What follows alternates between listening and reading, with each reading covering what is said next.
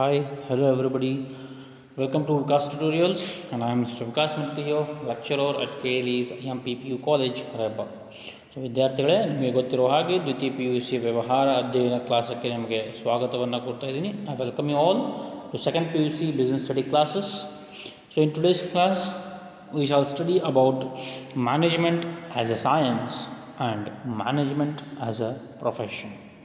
ನಿರ್ವಹಣೆಯು ವಿಜ್ಞಾನವಾಗಿ, ನಿರ್ವಹಣೆಯು as a ವೃತ್ತಿಯಾಗಿ ಅಂತ ನಾವು ಇವತ್ತು ಕಲಿಯೋಣ. ನಿರ್ವಹಣೆಯು ಕಲೆಯಾಗಿ ಅನ್ನೋದನ್ನು ನಿನ್ನೆ ಕಲ್ತಿದ್ದೀವಿ. ಸೊ ಇವತ್ತಿನ ಕ್ಲಾಸ್ನಲ್ಲಿ ನಿರ್ವಹಣೆಯು ವಿಜ್ಞಾನವಾಗಿ, ಆಮೇಲೆ ನಿರ್ವಹಣೆಯು ವೃತ್ತಿಯಾಗಿ ಯಾವ ರೀತಿ ಇರ್ತದೆ, ಅದರ ಲಕ್ಷಣಗಳು ಏನು ಅನ್ನೋದನ್ನು ಇವತ್ತಿನ ಕ್ಲಾಸ್ನಲ್ಲಿ ಕಲಿಯೋಣ. ಸೊ ನಿನ್ನೆ ಕ್ಲಾಸ್ನಲ್ಲಿ ನಿರ್ವಹಣೆಯು ಕಲೆಯಾಗಿ ಅಂತ ನಾವು ಕಲ್ತಿದ್ದೀವಿ. ಕಲೆ ಅಂದರೆ ಏನು? ಒಂದು ಅಪೇಕ್ಷಿತ ಫಲಿತಾಂಶಗಳನ್ನು ಸಾಧಿಸಲು ಅಸ್ತಿತ್ವದಲ್ಲಿರುವಂಥ ಒಂದು ಜ್ಞಾನ.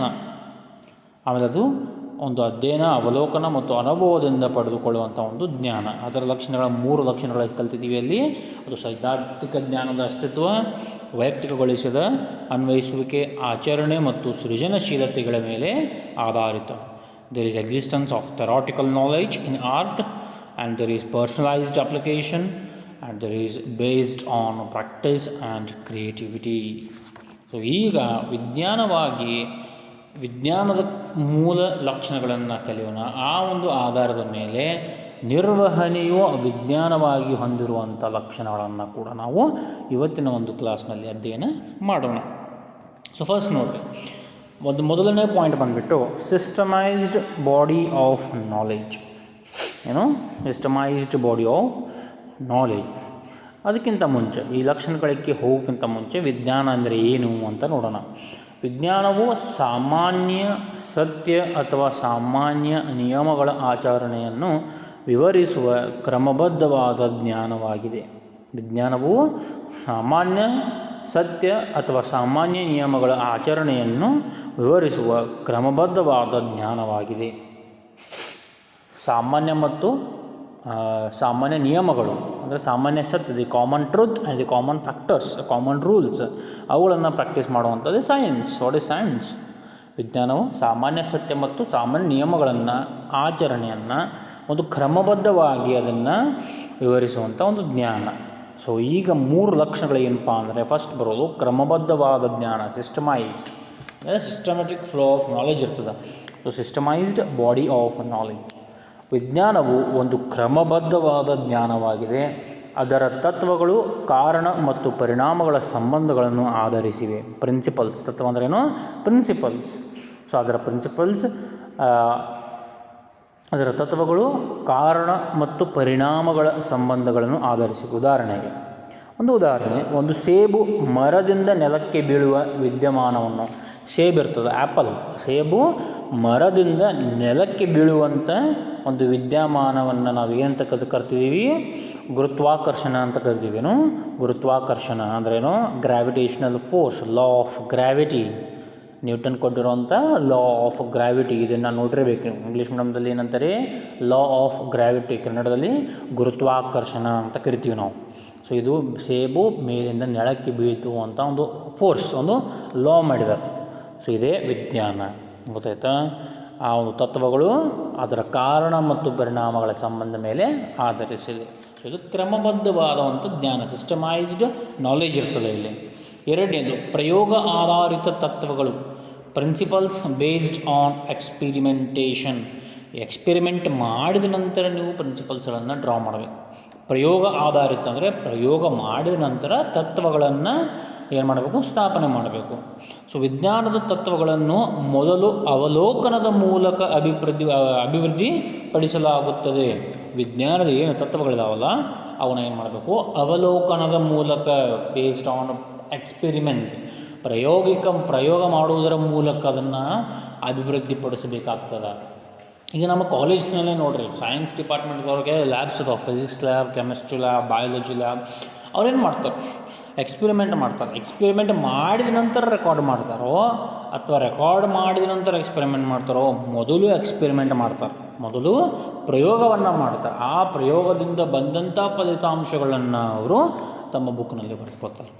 ಸೊ ವಿಜ್ಞಾನ ಯಾವ ರೀತಿ ಅದಪ್ಪ ಅಂದರೆ ತತ್ವಗಳನ್ನು ಪ್ರಯೋಗವನ್ನು ಆಧಾರಿತವನ್ನು ಇಟ್ಕೊಂಡು ಪ್ರಯೋಗವನ್ನು ಆಧಾರವನ್ನಾಗಿಟ್ಕೊಂಡು ಆಮೇಲೆ ತತ್ವಗಳನ್ನು ಸ್ಥಾಪನೆ ಮಾಡುವಂಥ ಕೆಲಸ ಮಾಡ್ತಾರೆ. ಸೊ ಅವಲೋಕನದ ಮೂಲಕ ಅಭಿವೃದ್ಧಿಪಡಿಸಲಾಗುತ್ತದೆ ಮತ್ತು ನಂತರದಲ್ಲಿ ನಿಯಂತ್ರಿತ ಪರಿಸ್ಥಿತಿಯಲ್ಲಿ ಪುನರಾವರ್ತಿತ ಪ್ರಯೋಗಗಳ ಮೂಲಕ ಪರೀಕ್ಷೆಗೆ ಒಳಪಡಿಸಲಾಗುತ್ತದೆ. ನಿಯಂತ್ರಿತ ಪರಿಸರದಲ್ಲಿ ಪರಿಸ್ಥಿತಿಯಲ್ಲಿ ವಿತಿನ್ ದಿ ಕಂಟ್ರೋಲ್ಡ್ ಎನ್ವೈರನ್ಮೆಂಟ್ ಪುನರಾವರ್ತಿತ ಪ್ರಯೋಗಗಳು ಅಂದರೆ ಮತ್ತು ರಿಪೀಟೆಡ್ ಎಕ್ಸ್ಪೆರಿಮೆಂಟ್ಸ್ ಮಾಡ್ತಾರೆ, ಆಮೇಲೆ ಅದನ್ನು ಪರೀಕ್ಷೆಗೆ ಒಳಪಡಿಸಲಾಗುತ್ತದೆ. ಗೊತ್ತಾಯ್ತಾ? ಏನು ಸೈನ್ಸ್ ಅಥವಾ ವಿಜ್ಞಾನದಲ್ಲಿ ಏನು ತತ್ವಗಳು ಬರ್ತಾವಲ್ಲ ಅವೆಲ್ಲ ಯಾವ ಆಧಾರಿತ ತತ್ವಗಳು? ಪ್ರಯೋಗ ಆಧಾರಿತ ತತ್ವಗಳು. ಮೂರನೇದು last point, last management as a science ಅಥವಾ ನಿರ್ವಹಣೆಯು ವಿಜ್ಞಾನವಾಗಿ ಅನ್ನುವಂಥ ಮೂರನೇ ಲಕ್ಷಣ ಯಾವುದಪ್ಪ ಅಂದರೆ ಸಾರ್ವತ್ರಿಕ ಸಿಂಧುತ್ವ, ಯೂನಿವರ್ಸಲ್ ವ್ಯಾಲಿಡಿಟಿ. ಯೂನಿವರ್ಸಲ್ ಅಂದ್ರೇನು? ಸಾರ್ವತ್ರಿಕ ಅಂದರೆ ಎಲ್ಲ ಕಡೆ, ವ್ಯಾಲಿಡಿಟಿ ಸಿಂಧುತ್ವ. ಸಾರ್ವತ್ರಿಕ ಸಿಂಧುತ್ವ ಅಂದರೆ ಏನು? ವಿಜ್ಞಾನದ ತತ್ವಗಳು ಸಾರ್ವತ್ರಿಕ ಸಿಂಧುತ್ವ ಮತ್ತು ಅನ್ವಯಿಸುವಿಕೆಯನ್ನು ಹೊಂದಿವೆ. ಈಗ ನೋಡ್ರಿ, ಸೈನ್ಸ್ದವ್ರು ಏನು ಹೇಳ್ತಾರೆ, ಈಗ ಲಾ ಆಫ್ ಗ್ರಾವಿಟಿ ನಾವೆಲ್ಲರೂ ಒಪ್ಕೊಂಡಿವಿ, ಗುರುತ್ವಾಕರ್ಷಣೆ ನಾವೆಲ್ಲರೂ ಒಪ್ಕೊಂಡವೋ ಇಲ್ಲೋ? ಯಾಕಂದರೆ ಸೇಬು ಮೇಲಿಂದ ಕೆಳಗೆ ಬೆಳೆಯುವಂಥ ಒಂದು ವಿದ್ಯಮಾನವನ್ನು ನಾವು ಗುರುತ್ವಾಕರ್ಷಣೆ ಅಂತ ಕರಿತೀವಿ. ಅದನ್ನು ಯಾರೋ ಕಂಡುಹಿಡಿದ್ರು, ಅದನ್ನು ಎಲ್ಲರೂ ಒಪ್ಕೊಂಡ್ರೆ ಇಡೀ ಜಗತ್ತಿನಲ್ಲಿ. ಸೊ ಸೈನ್ಸ್ ಪ್ರಯೋಗ ಆಧಾರಿತ ತತ್ವ ಮಾಡ್ತದೆ, ಪ್ರಯೋಗ ಬೇಸ್ಡ್ ಇರ್ತದೆ, ಎಕ್ಸ್ಪೆರಿಮೆಂಟ್ ಬೇಸ್ಡ್ ಇರ್ತದೆ. ಸೊ ಪ್ರಯೋಗ ಮಾಡಿದ ನಂತರ ಅದು 100% ಕರೆಕ್ಟ್ ಇರಬೇಕು. ಯಾಕಂದರೆ ಎಕ್ಸ್ಪೆರಿಮೆಂಟ್ ಮಾಡಿದ ನಂತರ ನೀವು ಕನ್ಕ್ಲೂಷನನ್ನು ಬರೀತೀರಿ. ಪ್ರಯೋಗ ಮಾಡಿದ ನಂತರ ನೀವು ಸಾರಾಂಶವನ್ನು ಬರಿತೀರಿ, ನೀವು ಉಪಸಂಹಾರವನ್ನು ಬರಿತೀರಿ. ಯಾಕಂದರೆ ಪ್ರಯೋಗ ಮಾಡೋಕ್ಕಿಂತ ಮೊದಲು ನಿಮ್ಗೆ ಗೊತ್ತಿಲ್ಲ ಏನದಂತ. ಪ್ರಯೋಗ ಮಾಡಿದ ನಂತರ ಬಂದಂಥ ಫಲಿತಾಂಶಗಳನ್ನ ರೆಕಾರ್ಡ್ ಮಾಡ್ತೀರಿ. ಸೊ ಅದಕ್ಕೆ ಕಾರಣವಾಗಿ ಏನಪ್ಪ ಅಂದರೆ ಅದು ಸಾರ್ವತ್ರಿಕ ಸಿಂಧುತ್ವವನ್ನು ಹೊಂದಿದೆ ಅಂತ ಹೇಳ್ಬೋದು. ಯಾಕಂದರೆ ಇಡೀ ಜಗತ್ತಿನಲ್ಲಿ ಎಲ್ಲರೂ ಅದನ್ನು ಒಪ್ಕೊಳ್ತಾರೆ, ಯಾಕಂದರೆ ಅದಕ್ಕೆ ಸಾಕ್ಷಿ, ಪುರಾವೆ, ಪ್ರೂಫ್ ಇರ್ತಾವೆ. ಸೊ ಇವು ಮೂರು ಏನೋ ನಿರ್ವಹಣೆ ವಿಜ್ಞಾನವಾಗಿ ಅಂದರೆ ವಿಜ್ಞಾನದ ಒಂದು ಲಕ್ಷಣಗಳು. ಸೊ ಈ ಆಧಾರವನ್ನಾಗಿಟ್ಕೊಂಡು, ಈ ಮೂರು ಲಕ್ಷಣಗಳನ್ನು ಆಧಾರ ಆಗಿಟ್ಕೊಂಡು ನಿರ್ವಹಣೆಯು ವಿಜ್ಞಾನದ ಲಕ್ಷಣಗಳನ್ನು ಹೊಂದಿದೆ ಅಂತ ಹೇಳ್ಬೋದು. ಅವು ಯಾವ್ಯಾವ ಅಂತ ನೋಡೋಣ. ಒಂದನೇ ಪಾಯಿಂಟ್, ನಿರ್ವಹಣೆಯು ಕ್ರಮಬದ್ಧವಾದ ಜ್ಞಾನವನ್ನು ಹೊಂದಿದೆ. ಅದನ್ನು ಚೇಂಜ್ ಮಾಡಬೇಕು ನೀವು. ಈಗ ಅಲ್ಲಿ ಮೇಲ್ಗಡೆ ನೋಡ್ರಿ, ಸಿಸ್ಟಮೈಸ್ಡ್ ಬಾಡಿ ಆಫ್ ನಾಲೆಜ್ ಅಂತ ಬರ್ತಿದ್ದೀನಿ, ಅಂದರೆ ಕ್ರಮಬದ್ಧವಾದ ಜ್ಞಾನ, ಅದು ವಿಜ್ಞಾನ. ಅದೇ ನಿರ್ವಹಣೆಯು ವಿಜ್ಞಾನವಾಗಿ ನೋಡಿದಾಗ ನಿರ್ವಹಣೆಯೂ ಕೂಡ ಕ್ರಮಬದ್ಧವಾದ ಜ್ಞಾನ. ನಿರ್ವಹಣೆಯು ಕಾಲಾನುಕ್ರಮವಾಗಿ ಅಭಿವೃದ್ಧಿಗೊಳಿಸಲ್ಪಟ್ಟ ತನ್ನದೇ ಆದ ಸಿದ್ಧಾಂತ ಮತ್ತು ತತ್ವಗಳನ್ನು ಹೊಂದಿರುವುದರ ಜೊತೆಗೆ ಅರ್ಥಶಾಸ್ತ್ರ, ಸಮಾಜಶಾಸ್ತ್ರ ಮತ್ತು ಗಣಿತಶಾಸ್ತ್ರಗಳಂತಹ ಇತರ ವಿಷಯಶಾಸ್ತ್ರಗಳಿಂದಲೂ ಸಹ ಪಡೆದುಕೊಂಡಿದೆ. ಇತರ ಎಲ್ಲ ಸಂಘಟಿತ ಚಟುವಟಿಕೆಗಳಂತೆ ನಿರ್ವಹಣೆಯೂ ಸಹ ತನ್ನದೇ ಆದ ಶಬ್ದಕೋಶ ಮತ್ತು ಪರಿಕಲ್ಪನೆಯನ್ನು ಹೊಂದಿದೆ. ನಿರ್ವಹಣೆ ಏನಪ್ಪ ಅಂದರೆ ಒಂದು ಕ್ರಮಬದ್ಧವಾದ ಜ್ಞಾನ, ಅದಕ್ಕೆ ತನ್ನದೇ ಆದ ಸಿದ್ಧಾಂತಗಳು, ತನ್ನದೇ ಆದ ತತ್ವಗಳನ್ನು ಕೂಡ ಅದಾವು. ಅರ್ಥಶಾಸ್ತ್ರ ಆಗಿರ್ಬೋದು, ಸಮಾಜಶಾಸ್ತ್ರ ಆಗಿರ್ಬೋದು, ಅವುಗಳನ್ನೆಲ್ಲ ಒಳಗೊಂಡು ಅವರ ಕಡೆಯಿಂದ ಸಹಾಯ ಪಡೆದುಕೊಂಡಿರುವಂಥ ಒಂದು ನಿರ್ವಹಣೆ. ಗೊತ್ತಾಯ್ತಾ? ಈಗ ನಾವೆಲ್ಲ ಕ್ರಿಕೆಟ್ ಮತ್ತು ಫುಟ್ಬಾಲ್ ಅಂಥ ಕ್ರೀಡೆಗಳನ್ನು ಸಾಮಾನ್ಯ ಪದಗಳಲ್ಲಿ ಬಳಸ್ತೀವಿ. ಆಟಗಾರರು ಪರಸ್ಪರ ಸಂವಹನಕ್ಕಾಗಿ ಈ ಪದಗಳನ್ನು ಬಳಸ್ತಾರೆ. ಅದೇ ರೀತಿ ವ್ಯವಸ್ಥಾಪಕರು ಸಹ ತಮ್ಮ ಕಾರ್ಯ ಸನ್ನಿವೇಶವನ್ನು ಉತ್ತಮವಾಗಿ ಅರ್ಥ ಮಾಡಿಕೊಳ್ಳಲು ಸಾಮಾನ್ಯ ಶಬ್ದಕೋಶದ ಸಹಾಯದಿಂದ ಪರಸ್ಪರ ಸಂವಹನವನ್ನು ಮಾಡುವುದು ಅಗತ್ಯ. ಗೊತ್ತಾಯ್ತಾ? ನಿರ್ವಹಣೆ ಅಂದ್ರೆ ಒಂದು ಕ್ರಮಬದ್ಧವಾದ ಜ್ಞಾನ ಇರ್ತದೆ. ಇಲ್ಲಿ ಪರಸ್ಪರವಾಗಿ ಚರ್ಚೆ ಮಾಡಲು, ಪರಸ್ಪರವಾಗಿ ಸಂವಹನ ಮಾಡಲು ಶಬ್ದಕೋಶದ ಅಗತ್ಯದ. ಸೊ ಈ ರೀತಿ ಏನಪ್ಪ ಅಂದರೆ ನಿರ್ವಹಣೆ ವಿಜ್ಞಾನವಾಗಿ ಅಂತ ನಾವು ನೋಡ್ಕೊಳ್ಬೋದು. ನೆಕ್ಸ್ಟ್ ಮುಂದೇನು ಬರ್ತದೆ? ನಿರ್ವಹಣೆಯ ತತ್ವಗಳು. ನೋಡಿರಿ, ಎರಡನೇ ಪಾಯಿಂಟ್ ಏನೈತಿ? ತತ್ವಗಳು, ಪ್ರಯೋಗ ಆಧಾರಿತ ತತ್ವಗಳು. ಇದು ಕೂಡ ಸೇಮ್ ಅದ. ನಿರ್ವಹಣೆಯ ತತ್ವಗಳು ವಿವಿಧ ಬಗೆಯ ಸಂಸ್ಥೆಗಳಲ್ಲಿ ಕಾಲಕ್ರಮೇಣ ಪುನರಾವರ್ತಿತ ಪ್ರಯೋಗಗಳು ಮತ್ತು ಅವಲೋಕನದ ಆಧಾರದ ಮೇಲೆ ವಿಕಸನಗೊಂಡಿವೆ. ಆದಾಗ್ಯೂ ನಿರ್ವಹಣೆಯು ಮಾನವ ಮತ್ತು ಮಾನವ ವರ್ತನೆಗಳ ಜೊತೆ ವ್ಯವಹರಿಸುವುದರಿಂದ, ನಿರ್ವಹಣೆ ಯಾರ ಜೊತೆ ವ್ಯವಹರಿಸ್ತದೆ? ಮಾನವ ಮತ್ತು ಮಾನವ ವರ್ತನೆಗಳು. ನಿರ್ವಹಣೆ ಯಾಕೆ ಮಾಡ್ತೀವಿ ನಾವು? ಜನರನ್ನು ನಮ್ಮ ಒಂದು ನಿಯಂತ್ರಣದಲ್ಲಿ ಇಟ್ಟುಕೊಳ್ಳುವ ಸಲುವಾಗಿ, ಜನರಿಗೆ ಆದೇಶ ಅಥವಾ ನಿಯಂತ್ರಣ ಅಥವಾ ನಿರ್ದೇಶನ ಮಾಡುವ ಸಲುವಾಗಿ ನಿರ್ವಹಣೆಯನ್ನು ಮಾಡ್ತೀವಿ. ಸೊ ನಿರ್ವಹಣೆಯು ಮಾನವ ಮತ್ತು ಮಾನವ ವರ್ತನೆಗಳ ಜೊತೆ ವ್ಯವಹರಿಸುವುದರಿಂದ ಈ ಪ್ರಯೋಗಗಳ ಫಲಿತಾಂಶಗಳನ್ನು ನಿಖರವಾಗಿ ಊಹಿಸಲು ಸಾಧ್ಯವಿಲ್ಲ. See, we are experimenting, management is done for the people and people's behavior. So, this experiments do not yield a good results.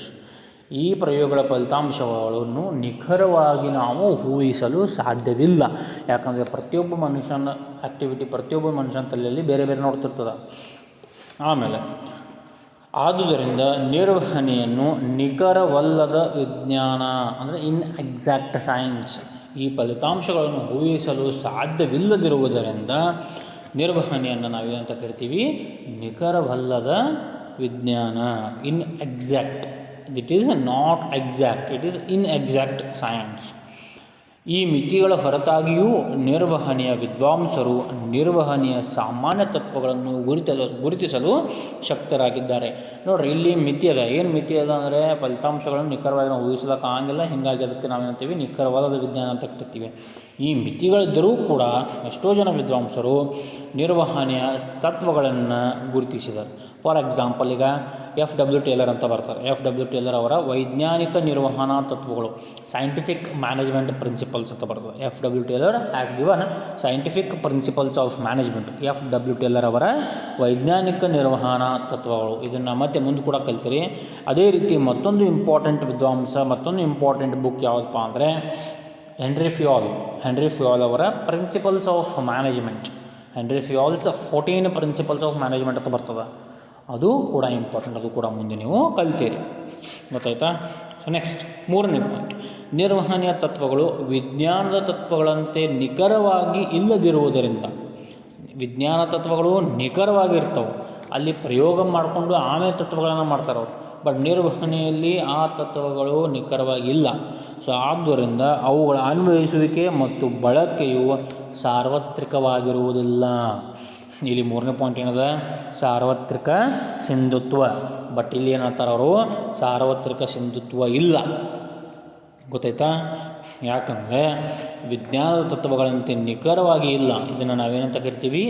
Exact science, ನಿಖರವಲ್ಲದ ವಿಜ್ಞಾನ ಅಂತ ಕರಿತೀವಿ. ಸೊ ನಿರ್ವಹಣೆಯು ನಿಖರವಲ್ಲದ ವಿಜ್ಞಾನ ಆಗಿರುವುದರಿಂದ ಅದರ ಅನ್ವಯಿಸುವಿಕೆ, it's application is not universal. ಅದರ ಅನ್ವಯಿಸುವಿಕೆ ಅಥವಾ ಅದರ ಬಳಕೆ ಸಾರ್ವತ್ರಿಕವಾಗಿಲ್ಲ. ಕೊಡಲ್ಪಟ್ಟ ಸನ್ನಿವೇಶಕ್ಕೆ ತಕ್ಕಂತೆ ಅವುಗಳನ್ನು ಮಾರ್ಪಡಿಸಬೇಕಾಗುತ್ತದೆ. ನಿರ್ವಹಣೆಯಲ್ಲಿ ಏನಾಗ್ತದಪ್ಪ ಅಂದರೆ, ಒಂದು ಸನ್ನಿವೇಶಗಳು ಬರ್ತಾವೆ, ಬೇರೆ ಬೇರೆ ಸನ್ನಿವೇಶಗಳು, ಬೇರೆ ಬೇರೆ ರೀತಿಯಾದ ಒಂದು ಸಂದರ್ಭಗಳು ಬರ್ತಾವೆ. ಸೊ ಆ ಸಂದರ್ಭಕ್ಕೆ ತಕ್ಕಂತೆ ನಾವೇನು ಮಾಡಬೇಕಪ್ಪ ಅಂದರೆ ಅವುಗಳನ್ನು ಮಾರ್ಪಡಿಸಬೇಕು, ಅಂದರೆ ಅವುಗಳನ್ನು ಚೇಂಜ್ ಮಾಡಬೇಕು. Management is inexact science, so that's why its application is not universal. It cannot be applied universally because the situations are different in management, and as and when the situation arrives, according to that situation, we need to change our management techniques. But science is exact. Science is universal. Science principles are exact and are 100% true. So there is no need to change any principles. But in management, depends upon the situation, we need to change the principles. ಆದಾಗ್ಯೂ ಗೊತ್ತಾಯ್ತಾ, ಸನ್ನಿವೇಶಕ್ಕೆ ತಕ್ಕಂತೆ ನಾವು ಅದನ್ನು ಮಾರ್ಪಡಿಸಬೇಕಾಗ್ತದೆ. ಆದಾಗ್ಯೂ ಅವು ವ್ಯವಸ್ಥಾಪಕರಿಗೆ ವಿವಿಧ ಸನ್ನಿವೇಶಗಳಲ್ಲಿ ಉಪಯೋಗಿಸಬಹುದಾದ ಕೆಲವು ಶಿಷ್ಟೀಕೃತ ತಂತ್ರಗಳನ್ನು ಕೊಡುತ್ತದೆ. ಈ ತತ್ವಗಳನ್ನು ವ್ಯವಸ್ಥಾಪಕರ ತರಬೇತಿ ಮತ್ತು ಅಭಿವೃದ್ಧಿಗಾಗಿ ಕೂಡ ಬಳಸಲಾಗುತ್ತದೆ. ಇಲ್ಲಿ ಏನು ಮಾಡ್ತಾರಪ್ಪ ಅಂದರೆ, ನೀವು ಹೆಂಗೆ ಬರೀಬೇಕು ಆನ್ಸರ್ಸ್ ಅಂದರೆ, management as A science, management as an art. ಅಲ್ಲಿ ಮೊದಲು ಸೈನ್ಸ್ ಅಂದರೆ ವಿಜ್ಞಾನದ 3 ಲಕ್ಷಣಗಳನ್ನು ಬರೀಬೇಕು. ಅದರ ಕೆಳಗಡೆ ಆ 3 ಲಕ್ಷಣಗಳನ್ನು ಇಟ್ಕೊಂಡು ಮತ್ತೆ 3 ಪಾಯಿಂಟನ್ನು ಬರೀಬೇಕು. ಮೊದಲನೇದು ಕ್ರಮಬದ್ಧ ಜ್ಞಾನ. ಸೊ ನಿರ್ವಹಣೆ ಕ್ರಮಬದ್ಧವಾದ ಜ್ಞಾನ ಐತೋ ಇಲ್ಲೋ ಅಂತ ಬರೀಬೇಕು. ಪ್ರಯೋಗ ಆಧಾರಿತ ತತ್ವಗಳು, ಇಲ್ಲೇನು ಹೇಳಿನಿ? ನಿರ್ವಹಣೆಯು ಪ್ರಯೋಗ ಆಧಾರಿತ ತತ್ವಗಳಲ್ಲ. ನಿರ್ವಹಣೆಯ ತತ್ವಗಳು, ಅದನ್ನು ಚೇಂಜ್ ಮಾಡಬೇಕು, ಅಲ್ಲಿಯೇ ಫಲಿತಾಂಶಗಳು ಊಹಿಸಲು ಸಾಧ್ಯವಿಲ್ಲ. ಸೊ ಈ ರೀತಿ ಬರಬೇಕು. ಸಾರ್ವತ್ರಿಕ ಸಿಂಧುತ್ವ, ವಿಜ್ಞಾನದ ಲಕ್ಷಣ ಸಾರ್ವತ್ರಿಕ ಸಿಂಧುತ್ವ. ಬಟ್ ನಿರ್ವಹಣೆಯು ವಿಜ್ಞಾನವಾಗಿ ನೋಡಿದಾಗ ಅಲ್ಲಿ ಸಾರ್ವತ್ರಿಕ ಸಿಂಧುತ್ವ ಬರೋಂಗಿಲ್ಲ. ಸೊ ಈ ರೀತಿ ಎಕ್ಸ್ಪ್ಲೇನ್ ಮಾಡಬೇಕು. ಇವು 3 ಪಾಯಿಂಟ್ಸ್, ಅದು 3 ಪಾಯಿಂಟ್ಸ್. ಆಮೇಲೆ ನಿಮ್ಮ ಕ್ವಶನ್ ಏನು ಬರ್ತದಪ್ಪ ಅಂದರೆ, ಈ ನಿರ್ವಹಣೆಯು ವಿಜ್ಞಾನವಾಗಿ ಮತ್ತು ನಿರ್ವಹಣೆಯು ಕಲೆಯಾಗಿ ಅಂತ ಕ್ವಶನ್ ಏನು ಬರ್ಬೋದು ಅಂತ ಹೇಳ್ತೀನಿ ನೋಡ್ರಿ. ನಿರ್ವಹಣೆಯು ಕಲೆ ಮತ್ತು ವಿಜ್ಞಾನವಾಗಿ ಪರಸ್ಪರ ಪ್ರತ್ಯೇಕವಾಗಿಲ್ಲ. ನಿರ್ವಹಣೆಯು ಕಲೆ ಮತ್ತು ವಿಜ್ಞಾನವಾಗಿ ಪರಸ್ಪರ ಪ್ರತ್ಯೇಕವಾಗಿಲ್ಲ, ಬದಲಿಗೆ ಅವು ಪರಸ್ಪರ ಪೂರಕವಾಗಿವೆ. ಇದನ್ನು ವಿವರಿಸಿ. ಸೊ ಈ ರೀತಿ ಕ್ವಶನ್ ಬರ್ತದೆ. ನಿರ್ವಹಣೆಯು ಕಲೆ ಮತ್ತು ವಿಜ್ಞಾನವಾಗಿ ಪರಸ್ಪರ ಪ್ರತ್ಯೇಕವಾಗಿಲ್ಲ, ಬದಲಾಗಿ ಅವು ಪರಸ್ಪರ ಪೂರಕವಾಗಿವೆ, ಅಂದರೆ supplement. Management as an art and as a science is not differentiated, but it is dependent. So ಇದು ಎಕ್ಸ್ಪ್ಲೇನ್ ಅಂತ ಕೇಳ್ತಾರೆ. ಒಂದು ಸ್ಟೇಟ್ಮೆಂಟನ್ನು ಕೊಡ್ತಾರೋ ಎಕ್ಸ್ಪ್ಲೇನ್ ಮಾಡಬೇಕು 8 ಮಾರ್ಕ್ಸಿಗೆ. ಸೊ ಏನಂತ ಎಕ್ಸ್ಪ್ಲೇನ್ ಮಾಡಬೇಕು ನೀವು? ಕಲೆಯ 3 ಲಕ್ಷಣ, ಅದರಲ್ಲಿ ನಿರ್ವಹಣೆಯು ಕಲೆಯಾಗಿ ಅಂತ ಎಕ್ಸ್ಪ್ಲನೇಷನ್ ಮಾಡಬೇಕು. ಇಲ್ಲಿ ನಿರ್ವಹಣೆಯ ವಿಜ್ಞಾನದ 3 ಲಕ್ಷಣ, ನಿರ್ವಹಣೆಯ ವಿಜ್ಞಾನವಾಗಿ ಅಲ್ಲಿ ಬರುವಂಥ ಲಕ್ಷಣಗಳನ್ನು ಎಕ್ಸ್ಪ್ಲೇನ್ ಮಾಡಬೇಕು. ಗೊತ್ತಾಯ್ತಾ? ಸೊ ನಿರ್ವಹಣೆ ಕಲೆಯಾಗಿ ಮತ್ತು ವಿಜ್ಞಾನವಾಗಿ ಎರಡೂ ಕೂಡ ಏನಾಗ್ತಪ್ಪ ಅಂದರೆ ಪೂರಕವಾಗಿದೆ, ಒಂದರ ಮೇಲೆ ಒಂದು ಡಿಪೆಂಡ್ ಆಗಿವೆ, ಅದು ಪ್ರತ್ಯೇಕವಾಗಿಲ್ಲ. ಬಟ್ ವೃತ್ತಿಯಾಗಿ ಅದು ಬೇರೆ, ವೃತ್ತಿಯಾಗಿ ಅದನ್ನು 4 ಮಾರ್ಕ್ಸ್ಗೆ ಸಪ್ರೇಟಾಗಿ ಕೇಳ್ತಾರೆ. ಸೊ ನೆಕ್ಸ್ಟ್ ಕ್ಲಾಸ್ನಲ್ಲಿ ನಾವೇನು ಮಾಡೋಣಪ್ಪ ಅಂದರೆ ಮ್ಯಾನೇಜ್ಮೆಂಟ್ ಆಸ್ ಎ ಪ್ರೊಫೆಷನ್, ನಿರ್ವಹಣೆಯು ವೃತ್ತಿಯಾಗಿ ಅಂತ ನೆಕ್ಸ್ಟ್ ಕ್ಲಾಸ್ನಲ್ಲಿ ನಾವು ಕಲಿಯೋಣ. So that's all in today's class. Thank you. Study well, stay home and stay safe.